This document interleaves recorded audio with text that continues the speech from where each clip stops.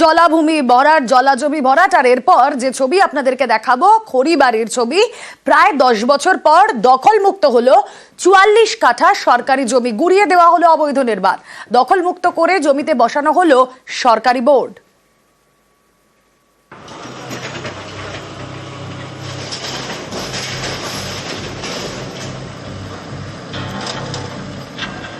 শিলিগুড়ি লাগোয়া খড়িবাড়ির বুড়াগঞ্জ পঞ্চায়েত। বৃহস্পতিবার এখানকার চন্নাজোত এলাকায় চলল প্রশাসনিক অভিযান। এভাবেই গুড়িয়ে দেওয়া হলো অবৈধ নির্মাণ। অবশেষে দখলমুক্ত হলো সরকারি জমি। দীর্ঘদিন থেকেই সরকারি জমি ছিল, বা ওটা আজকে সকালে এসে পুলিশ প্রশাসন নিয়ে ওখানে দেওয়ালগুলো ভেঙে পুলিশ প্রশাসন একটা বিরাট একটা পোস্টার দিয়েছে। চন্নাজোত এলাকায় রয়েছে একটি সরকারি জমি, প্রায় 44 কাঠা জায়গা। অভিযোগ, প্রায় 10 বছর ধরে এই জমি দখল করে রেখেছিল স্থানীয় দুষ্কৃতী দুলাল বর্মন। পুরো জমি পাঁচিল দিয়ে ঘিরে ফেলা হয়। স্থানীয়দের দাবি, ওই পাঁচিল ঘেরা জায়গাতে বসেই মাদকের কারবার সহ সব বেআইনি কাজ চালিয়ে যেত দুলাল।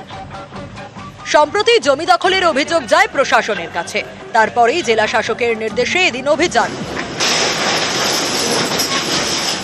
গুড়িয়ে দেওয়া হলো অবৈধ নির্মাণ। তারপর সেখানে বসানো হলো সরকারি বোর্ড। যে প্রশাসনিক লেভেল থেকে আসলো যে এক ব্যক্তির বাড়ি বাউন্ডারি করছিল কিছু জমির, মানে বাউন্ডারিটা জিসিবি দিয়ে ভাঙানো। প্রশাসন তো দেখলাম, প্রশাসন বোর্ড লাগাইছে, গভর্নমেন্ট সরকারি বোর্ড লাগাইছে। It was a wasteland, government land basically. Government land पे एक illegally occupied था, तो सिविल एडमिन से कोऑपरेशन चाहिए था, तो भी प्रोवाइडेड एज अ पुलिस। तो एसडीओ सर ने ऑर्डर किया हुआ था ऑलरेडी इसको भांगने का, तो उसमें आज हमने पुलिस असिस्टेंस प्रोवाइड किया बस। কোনো ব্যক্তি জনকের ব্যক্তি তার সরকারি জমির উপর বাউন্ডারি এবং বাড়ি করে যেখানটা অবৈধভাবে বিল্ডিং বানাচ্ছে সেগুলো আমরা ধীরে ধীরে আমরা সরকারের দখলে নিচ্ছি এবং সাইনবোর্ড লাগাই। প্রসিডিউর নোটিশ সরকারিভাবে সব পদ্ধতি মেনেই আমরা এই কাজটা করি। খড়িবাড়ি থেকে বিশ্বজিৎ মিশ্র, নিউজ 18 বাংলা। মুর্শিদাবাদ বাঁকুড়া দুই জেলায় উর্দিধারীরা আক্রান্ত। মুর্শিদাবাদে নদীর পাড় থেকে মাটি চুরি আটকাতে গিয়ে আক্রান্ত পুলিশ, আর 2 জন এএসআই এর হাতে কোপ পড়ে। এই ঘটনায় গ্রেফতার 5। বাঁকুড়ায় নদীর বুক থেকে বালি তুলে পাচার। এই বেআইনি কাজ রোখায় রাতে পুলিশ ক্যাম্পে হামলাও চলে। গ্রেফতার 7।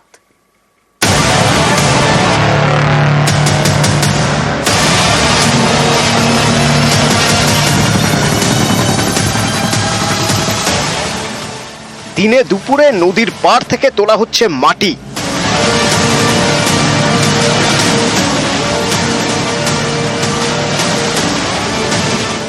নদী থেকে মাটি তুলে ট্রাক্টরে চাপিয়ে পাচার। এই পাচার রুখতে গিয়ে মুর্শিদাবাদে আক্রান্ত পুলিশ।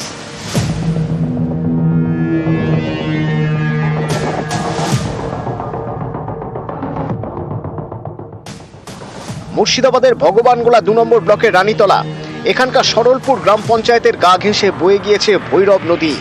এই নদীর পাড়ের মাটিতে মাফিয়ার নজর। আর্থ মুভার দিয়ে কাটা হচ্ছে মাটি, তারপর ট্রাক্টরে পাচার।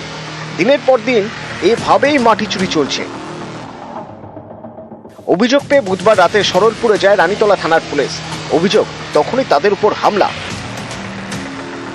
2 জন এএসআই এর হাতে ধারালো অস্ত্রের কোপ মারা হয় বলে অভিযোগ। তাদের হাতে সেলাই করতে হয়েছে। আক্রান্ত হয়েছেন 2 জন সিভিক ভলান্টিয়ারও। ঘটনায় বেশ কয়েকজনকে গ্রেপ্তার করেছে পুলিশ। বাজেয়াপ্ত করেছে আর্থ মুভার।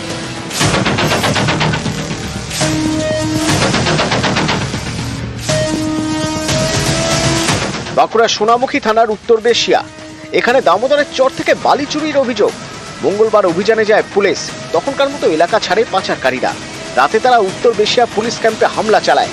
আহত হন 3 জন পুলিশ কর্মী। এই ঘটনাতেও বেশ কয়েকজনকে গ্রেপ্তার করা হয়েছে।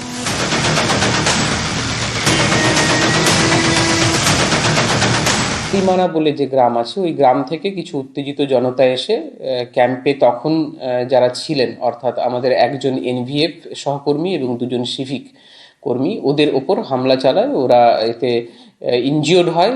এখনো অবধি 7 জনকে অ্যারেস্ট করা হয়েছে। বাকি যারা এই ঘটনার সাথে জড়িত ছিল তাদের সবার খোঁজ চলছে। দামোদরের চরে ট্রাক্টর নামিয়ে ইল্লিগাল এই বালি এবং বালির মুভমেন্ট করছিলেন এবং ইল্লিগাল স্যান্ড ট্রান্সপোর্টেশনের সাথে জড়িত ছিলেন। নিউজ 18 বাংলা।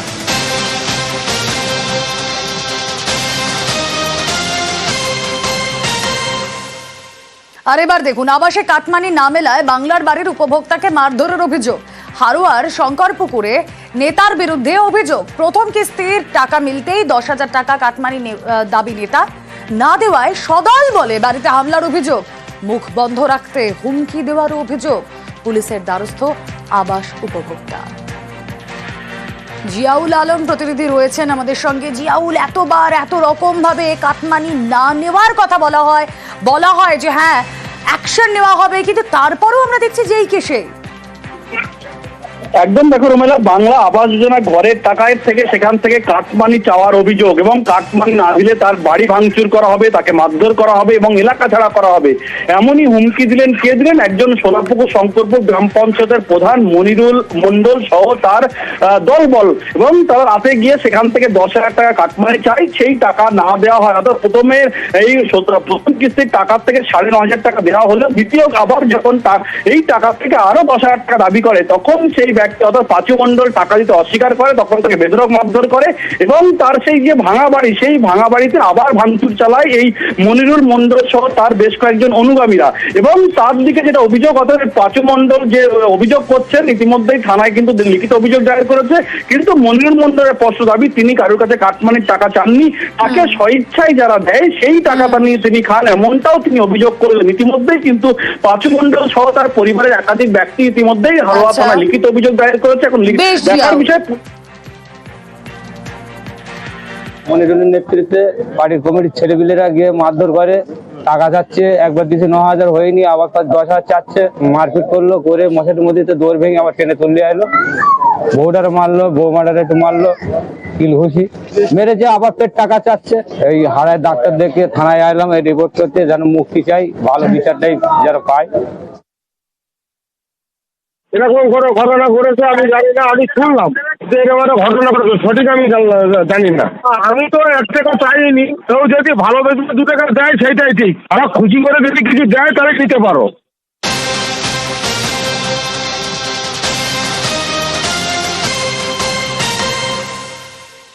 আগে স্কুলে পড়া না পারলে ক্লাসরুমে শিক্ষক শিক্ষিকারা কান ধরে উদ্বোস করাতেন, এখন যদিও সে ছবি দেখা যায় না খুব একটা, কিন্তু এই ছবি দেখতে পেলাম খাবারের দোকানে। দেখুন কিভাবে উদ্বোস করানো হচ্ছে। কেন উদ্বোস করানো হচ্ছে জানেন? কারণ পচা বাসি খাবার তারা রাখছিলেন, তাই ব্যবসায়ীকে শাস্তি। বীরভূমের আহমেদপুরে কি চলছিল সেই সময় দেখো। কেন তৈরি করো? তোমার লাগাটা থাকবে, কিচ্ছু করবেন না। এগুলো কেন তৈরি করো? ব্যাস ছাড়ো। খাদ্য সুরক্ষা দপ্তরের তরফ থেকে অভিযান, আর সেখানেই পচা খারাপ খাবারের সন্ধান পাওয়া যায়। আর তারপরে ছবি আপনাদের সামনে, মিষ্টি ও বিরিয়ানির দোকানে অভিযান, একাধিক দোকানে মিলেছে বাসি মিষ্টি ও মাংস। সুপ্রতিম সরকার প্রতিনিধি রয়েছেন আমাদের সঙ্গে। সুপ্রতিম, এর আগেও আমরা দেখেছিলাম সিউড়ির বিভিন্ন জায়গায় খাদ্য সুরক্ষা দপ্তর এভাবেই হানা দিয়েছিল। যে দোকানের ছবি আমরা দেখছি উদ্বোস করার ছবি, সেখানে কি মিলল গিয়ে? একদমই দেখো, সেটা হচ্ছে যে বীরভূমের আহমদপুরে কিন্তু হঠাৎ করে আজকে অভিযান চালায় খাদ্য সুরক্ষা দপ্তর, এবং সেখানে বেশ কয়েকটি বিরিয়ানির দোকান, খাবারের দোকান, বিভিন্ন মিষ্টির দোকানে সেখানে অভিযান চালানো হয়। কিন্তু অভিযান চালিয়ে যা পাওয়া গেল তাতে কিন্তু চক্ষু মাথায় উঠেছে সবার। তার কারণ হচ্ছে সেখানে কিন্তু পাওয়া গেছে যে পচা মাংস, যে বাসি মাংস সংরক্ষণ করে রাখা ছিল যেগুলো বিরিয়ানিতে দেওয়ার জন্য। তার পাশাপাশি বেশ কিছু জায়গায় বাসি মিষ্টি পাওয়া গেছে, বাসি সিঙ্গারা, জিলাপি, সেগুলোকে ফেলে দেওয়া হলো। তার পাশাপাশি বেশ কিছু দোকানে ইন্ডাস্ট্রিয়াল রং ব্যবহার হয়েছে পাওয়া গেছে, যেগুলো কিনা খাবারে ব্যবহার হতো, এবং সেগুলোকে কিন্তু সঙ্গে সঙ্গে বাজেয়াপ্ত করা হয়, ফেলে দেওয়া হয়। এবং যে দোকানে এগুলো ব্যবহার হতো সেরকম বেশ কয়েকটি দোকানদারকে কিন্তু কান ধরে উদ্বোস করানো হয়েছে, প্রত্যেকটি অফিসার করেছেন, এবং তাদের অভিযোগ হচ্ছে, তারা জানিয়েছে যে এটা কিন্তু উচিত শিক্ষা দেওয়া হচ্ছে। যদিও তাদের বিরুদ্ধে এখনই কোনো ব্যবস্থা নেওয়া হয়নি, তবে এরপরেও যদি এই ধরনের ঘটনা তারা চালিয়ে যেতে চায় সেটি কিন্তু পুলিশি পদক্ষেপ নেওয়া হবে বলে জানিয়েছে। বেশ, কেন তৈরি করো? তোমার লাগাটা থাকবে, কিচ্ছু করবেন না। এগুলো কেন তৈরি করো? ব্যাস ছাড়ো। কেন তৈরি করো? এই তুই নামা, তুই নামা।